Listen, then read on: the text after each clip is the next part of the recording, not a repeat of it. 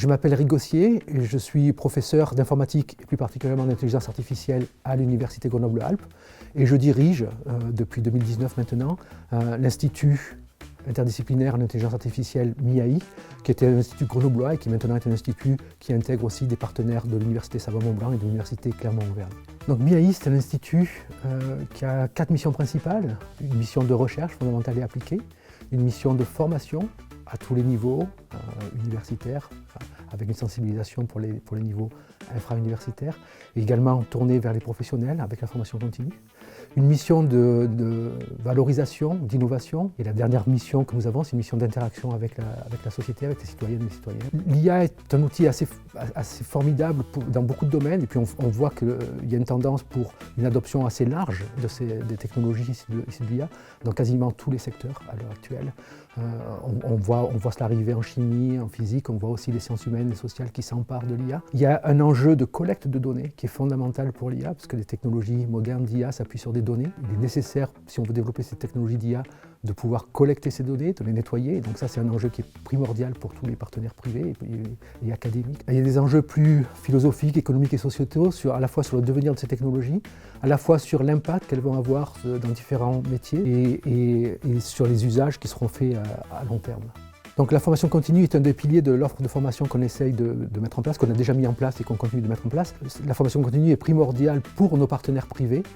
afin de continuer à former leur personnel. Dans la stratégie que nous avons mise en place, on s'est tout d'abord tourné vers l'inscription de notre offre de formation continue à un registre national, de façon à inscrire ces formations dans les plans de formation des entreprises, dans les plans de formation personnels des personnels de ces entreprises. On s'est également intéressé à essayer de développer une offre variée sur l'intelligence artificielle, et je pense qu'un des enjeux qu'on a à l'heure actuelle, c'est d'arriver à passer à l'échelle de ces formations-là. Quand je dis passer à l'échelle, ça veut dire que lorsqu'on veut offrir une formation continue à une entreprise, il faut se dire qu'on doit potentiellement l'offrir à l'ensemble des personnels de cette entreprise, c'est-à-dire éventuellement toucher des personnes qui ne sont pas sur le site grenoblois, ce qui veut dire forcément passer par des cours qui sont en ligne, des offres de formation en ligne et des suivis de ces offres de formation. Aussi pouvoir offrir des formations qui soient spécifiques à certains besoins des entreprises. La valeur ajoutée de notre offre de formation pour un futur salarié apprenant en IA, elle tient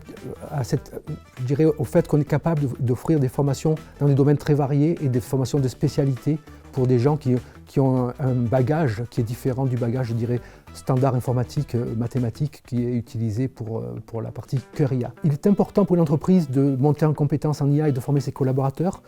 tout simplement parce que ce que je disais précédemment, c'est que l'IA est en train d'être adoptée dans plein de domaines. On se rend compte que ces outils-là permettent d'aider à la résolution de problèmes. On se rend compte qu'on a de plus en plus de partenaires privés, industriels qui viennent nous voir avec des problématiques